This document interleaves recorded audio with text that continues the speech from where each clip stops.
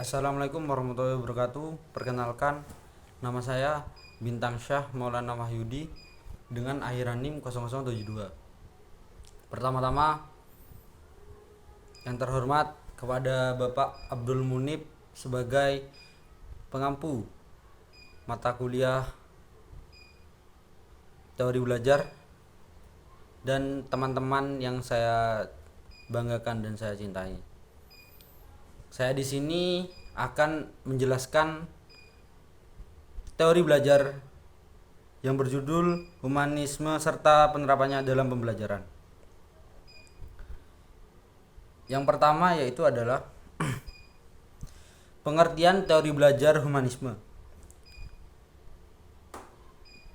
Arti kata humanis mempunyai arti sebagai berikut. 1. Orang yang memimpikan dan memperjuangkan kehidupan sosial yang lebih baik berdasarkan prinsip-prinsip kemanusiaan, pelayan kepentingan kemanusiaan, dan pengganti ideologi yang menganggap manusia sebagai objek terpenting. Lebih jauh lagi, humanisme adalah keyakinan bahwa manusia memiliki nilai yang sama sebagai prinsip dasar hubungan yang positif, beradab, dan adil. Kesediaan untuk menunjukkan solidaritas berbagi nasib yang sama tanpa perbedaan apapun.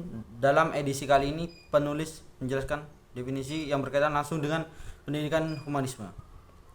Secara umum, teori pendidikan humanistik mengacu pada pelaksanaan aktivitas jasmani dan mental untuk memaksimalkan proses pembangunan. Dan belajar secara sempit diartikan sebagai keinginan untuk memperoleh pengetahuan sebagai suatu proses pendidikan umum individu.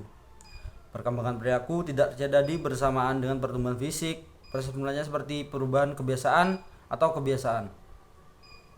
Perubahan pengetahuan, sikap, dan keterampilan merupakan satu-satunya sumber perubahan atau perkembangan. Menurut humanisme, manusia mempunyai hak untuk mengembangkan hubungan dan kepribadiannya sendiri, serta mempunyai kendali atas kehidupan dan perilakunya. Menurut humanisme, tujuan belajar adalah menjadikan manusia seperti manusia lainnya. Siswa yang sukses menunjukkan kesadaran terhadap diri sendiri dan lingkungannya. Siswa ditugaskan untuk mencapai tingkat ekspresi diri tertinggi. Teori humanisme berupaya memahami perilaku belajar dari sudut pandang siswa, bukan dari pengamat. Yang ini dijelaskan bahwa siswa harus mempunyai ekspresi dalam belajar seperti cara dia berpikir ataupun itu. Teori pendidik humanis dikenal juga pendekatan pendidikan humanistik, menekankan pada potensi individu untuk pertumbuhan dan perkembangan pribadi serta menekankan pada kebutuhan psikologis, emosional individu selama proses pembelajaran. Poin-poin penting dari pendidikan humanistik adalah: 1. Pentingnya ekspresi diri. Menekankan konsep aktualisasi diri, yaitu proses di mana orang mencapai potensi tertingginya dan menjadi versi terbaik dari dirinya. Proses ini melibatkan penemuan dan kepuasan kebutuhan dasar perkembangan kemampuan unik individu. Yang kedua, peran dan konteks pribadi. Maksud dari konteks pribadi ini adalah peran individu dalam proses pembelajaran. Guru dipandang sebagai fasilitator atau yang memfasilitasi dari pembelajaran tersebut. Pendidikan humanistik memperhatikan kebutuhan, minat, dan pengalaman individu setiap siswa. Yang ketiga, kesadaran diri pemberdayaan. Teori humanistik menekankan pentingnya kesadaran diri yang positif dalam proses pembelajaran. Pembelajaran yang efektif terjadi ketika siswa merasa diperhatikan, didengarkan, maupun dihargai. Pendidikan humanistik berupaya memperdayakan peserta didik dengan meningkatkan rasa percaya diri dan harga diri. Yang keempat, pendidikan yang berpusat pada siswa. Dalam pendekatan humanistik, pembelajaran lebih berpusat pada siswa dibandingkan berpusat pada guru. Siswa diberi kebebasan seperti belajar dari kesalahannya.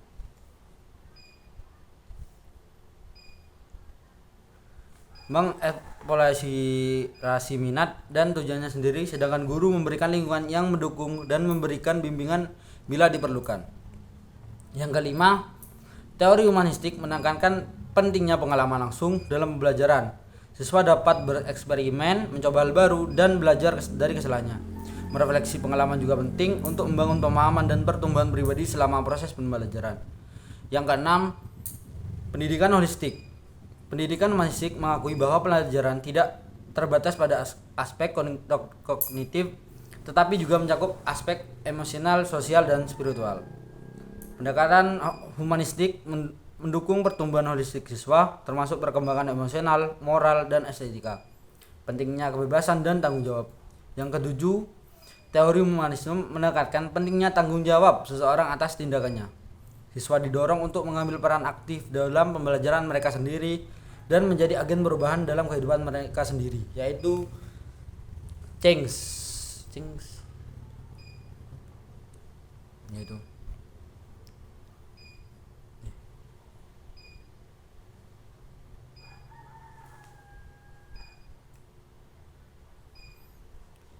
yang selanjutnya mengenai tujuan belajar menurut aliran belajar humanisme. Tujuan pendidikan humanistik adalah menciptakan proses dan pola pendidikan yang selalu menempatkan manusia sebagai manusia. Artinya, orang-orang dengan segala kemampuan yang memerlukan bimbingan, baik potensi fisik, psikis maupun spiritual. Perlu diketahui bahwa potensi setiap orang berbeda-beda. Semua itu memerlukan sikap bijak untuk memahami dan menghormati satu sama lain, serta selalu menempatkan masyarakat pada tempatnya masing-masing, yang merupakan cara paling benar dalam melaksanakan pendidikan kemanusiaan. Pendidikan yang menempatkan peserta didik sebagai pihak yang saling sedikit mengetahui, atau dengan kata lain pendidik yang paling mengetahui, bukanlah ciri pendidikan humanistik. Seperti yang sering terjadi saat ini, praktik ini harus berlanjut di dunia pendidikan kita. Sebagai pemilik konsep kemanusiaan, situasi serupa juga terjadi di dunia pendidikan Islam itu sendiri. Hal ini harus diubah karena ditujukan pada konsep dan tujuan pendidikan, khususnya tujuan ajaran Islam adalah pendidikan manusia sempurna yang menganggap dirinya sebagai hamba Allah. Selanjutnya, tujuan di atas sekali menegaskan bahwa pendidikan yang berlandaskan nilai-nilai kemanusiaan harus terus dilaksanakan dan dikembangkan dalam dunia pendidikan saat ini, sebagaimana konsensus para ahli pendidikan dari dulu hingga sekarang. Mereka selalu berupaya untuk menciptakan proses pendidikan yang benar berlandaskan konsisten dengan nilai-nilai kemanusiaan. Hal ini sebenarnya tertuang dalam ajaran Islam, yaitu Al-Quran dan hadis, dan kedua sumber pendidikan Islam sebenarnya mengandung ajaran tentang perolehan penerapan nilai-nilai kemanusiaan secara terus-menerus dalam kehidupan ini di dunia pendidikan. Tujuan teori humanistik ini adalah agar siswa dan guru fokus pada proses pembelajaran, di mana siswa menemukan jati dirinya dan pada saat yang sama guru menjadi asisten dapat membimbing siswa menemukan sistem pendidikannya tanpa mengganggu pembelajarannya. Selanjutnya, kelebihan dan kekurangan dalam teori belajar humanistik. Kelebihan, karakteristik pembentukan kepribadian, hati nurani, perubahan sikap, analisis peristiwa sosial. Yang kedua, siswa merasa senang, berinisiatif dalam belajar. Yang ketiga, guru menerima siswa apa adanya, memahami pikiran siswa. Yang keempat, siswa diharapkan secara bertahap berusaha menjadi diri terbaiknya dan memberikan dampak besar pada psikologi dan budaya populer. Yang terakhir, selalu mengedepankan isu-isu bernuansa demokratis, berpartisipasi, dan bernuansa kemanusiaan. Dan yang selanjutnya menjelaskan tentang kekurangan dari teori humanistik. 1. Tidak akan berhasil tanpa lingkungan yang mendukung karakter individu, motivasi, dan proses belajar. Sulit diterapkan dalam suasana yang lebih praktis. Yang kedua, siswa berjuang untuk mengenal dirinya dan potensinya. Maksud dari ini adalah biarkan siswa untuk mencari jati dirinya sebagaimana ia dalam proses humanistik tersebut. Yang ketiga, tidak mudah untuk memverifikasi teori humanistik. Ada banyak konsep dalam psikologi humanistik. Jadi humanistik ini terbagi cukup banyak ya. Yang keempat, masih banyak konsep yang kabur dan subjektif seperti ekspresi diri dalam psikologi humanistik. Yang kelima, beberapa kritikus menyangkal bahwa konsep ini mencerminkan cita-cita dan nilai-nilai Maslow.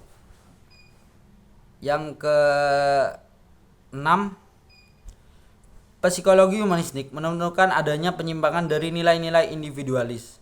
Teori yang selanjutnya, teori humanistik dikritik karena jarang diterapkan dalam konteks yang mudah. Jadi bisa dikatakan teori ini lebih familiar di dunia filsafat, namun juga familiar di dunia pendidikan. Selanjutnya, pendidikan membimbing siswa untuk berpikir lebih induktif, mengutamakan pengalaman, dan menuntut siswa berpartisipasi aktif dalam pembelajaran dengan menggunakan teori humanistik. Yang terakhir, teori humanistik masih sulit diterjemahkan dalam kegiatan yang mudah dan aplikatif. Materi selanjutnya ialah ciri-ciri teori belajar humanisme. Menurut teori ini, guru yang baik adalah guru yang mempunyai selera humor, jujur, menarik, dan lebih demokratis dalam berkomunikasi secara mudah dipahami oleh siswa. Ruang kelas lebih terbuka dan berpartisipasi terhadap perubahan. Sementara itu, guru yang tidak efektif adalah guru yang mempunyai selera humor yang rendah, cepat tidak sabar, suka menyakiti perasaan siswa, suka agak otoriter, dan mempunyai guru yang tidak peka terhadap perubahan. Namun, kritik terhadap teori humanistik masih mempunyai beberapa argumentasi. Yang pertama, argumentasi teori humanistik terlalu optimis dan gagal mengatasi sisi buruk sifat manusia. Yang kedua, teori humanistik seperti teori psikodinamik tidak mudah diuji. Banyak konsep dalam psikologi humanistik seperti keberhasilan aktualisasi diri masih kabur dan subjektif. Beberapa kritikus berpendapat bahwa konsep ini mencerminkan nilai-nilai dan cita-cita Maslow sendiri. Yang ketiga, psikologi humanistik mengalami refraksi terhadap nilai-nilai individualis, menekankan proses realisasi diri setiap individu. Proses adalah inti dari pembelajaran, meliputi peran aspek kognitif dan efektif. Yang terakhir, utamakan tindakan, pengetahuan atau wawasan pribadi. Selanjutnya, materi selanjutnya, prinsip-prinsip teori belajar humanisme. Yang pertama, keinginan belajar. Menurut Rogers, setiap orang mempunyai keinginan untuk belajar. Konsentrasi ingin tahu ini merupakan asumsi dasar belajar mengajar dan sudut pandang humanistik. Yang kedua, pembelajaran yang bermakna. Prinsip pembelajaran bermakna dijelaskan, siswa hanya belajar dengan cepat dan berhasil jika materi yang dipelajari bermakna bagi mereka. Yang selanjutnya, belajar tanpa ancaman apapun. Apabila proses belajar berlangsung dalam lingkungan yang bebas dari ancaman, ini dapat mengganggu atau bahkan merugikan siswa, maka peluncuran siswa akan lebih mudah. Yang selanjutnya, belajar harus dilakukan atas inisiatif sendiri. Prinsip self-initiated learning menjelaskan bahwa pembelajaran akan lebih efektif bagi siswa apabila prosesnya dilakukan atas inisiatif sendiri dan mencakup perasaan dan pikiran siswa. Yang selanjutnya, belajar dan berubah. Roger juga menjelaskan, proses belajar yang paling bermanfaat bagi siswa adalah yang berkaitan dengan proses belajar sendiri. Ilmu pengetahuan terus berkembang dan berkembang pesat hingga saat ini. Materi selanjutnya, tokoh aliran belajar humanisme. Yang pertama, Bloom dan Gardwall merupakan pengikut aliran humanis. Mereka lebih fokus pada apa yang perlu dikuasai orang atau sebagai tujuan pembelajaran setelah mereka mengalami peristiwa pembelajaran.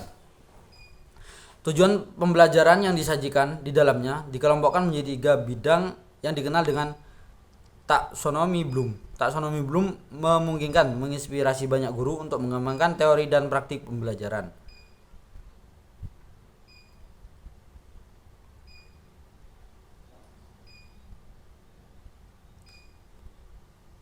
Yang selanjutnya, teori humanistik Honey dan Mumford membagi peserta didik menjadi 4 tipe, yaitu tipe aktif, tipe pragmatif, tipe reflektif, dan tipe teoritis. Tipe aktif ini adalah spesies dengan semangat kepemimpinan, membahas mudah dan spontan. Dalam kasus yang jarang terjadi, tipe aktif juga menikmati kompetisi. Tipe belajar aktif tentu saja mengedepankan diskusi. Tipe pragmatis beralih ke tipe pragmatis yang bersifat praktis. Mereka juga senang memperhatikan apa yang mereka pelajari. Wajar saja jika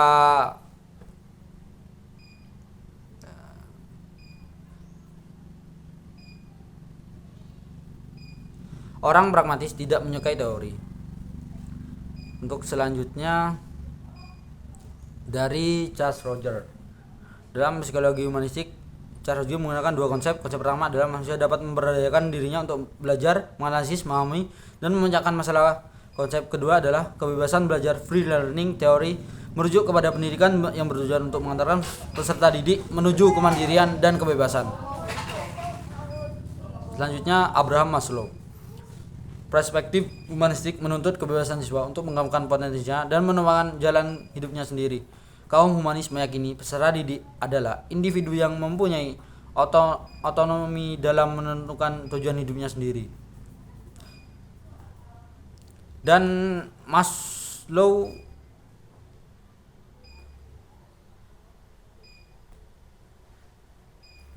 menghierarkikan kebutuhan Maslow. Pemuasan kebutuhan manusia dimulai dari kebutuhan yang paling rendah, yang terdiri 1. Fisiologis, 2. Rasa aman, 3. Sosial, dan 4. Harga diri, 5. Aktualisasi diri. Yang terakhir, penerapan teori belajar humanisme dalam pembelajaran. Teori humanistik sebagai membantu guru memahami arah pembelajaran dalam skala yang lebih luas, yaitu dalam semua kegiatan dan konteks pembelajaran, akan selalu mengupayakan pembelajaran yang praktis dan cepat dimanapun berada. Namun kontribusi ini sangat besar, membantu guru dan pendidik untuk memahami sifat jiwa manusia, dapat mengidentifikasi komponen pembelajaran seperti perumusan tujuan, pemilihan strategi, pengajaran dan pengembangan instrumen penilaian pendidikan manusia yang ideal. Dalam praktiknya, teori humanistik ini mencoba membuat siswa berpikir bersifat induktif, mendengarkan pengalaman, dan memerlukan partisipasi aktif siswa dalam proses pembelajaran. Berikut adalah langkah-langkah untuk menerapkan teori ini. Yang pertama, menemukan tujuan pembelajaran, menentukan apa yang ingin dicapai dalam proses pembelajaran. Yang kedua, penyusunan bahan kajian sesuai tujuan awal menjamin agar materi yang disampaikan tidak mules dan tidak efektif. Yang ketiga, menentukan tingkat keterampilan siswa, amati orang-orang untuk menilai keterampilan analitis, kapasitas penyerapan dan perilaku mereka. Keempat, menyortir dan menganalisis topik materi yang diminati dan ingin diikuti oleh siswa. Yang kelima, pendidik juga harus menciptakan fondasi lembaga pembelajaran yang dirancang secara efektif. 6. Mengarahkan siswa untuk selalu aktif dalam proses pembelajaran. 7. Membimbing siswa untuk memahami arti pentingnya pengalaman belajar mereka. 8. Mendorong siswa untuk lebih sering melakukan penerapan serupa di luar proses pembelajaran. Yang terakhir, melakukan evaluasi secara berkala sepanjang proses pembelajaran. Kesimpulan dari bab ini atau materi ini adalah teori humanistik merupakan teori pendekatan pembelajarannya lebih humanistik atau humanistik. Bukan karena teori lain tidak manusiawi, namun untuk memberikan proses pengalaman belajar relevan yang bagi siswa yang terlibat. Demikian yang saya sampaikan. Terima kasih. Wassalamualaikum warahmatullahi wabarakatuh.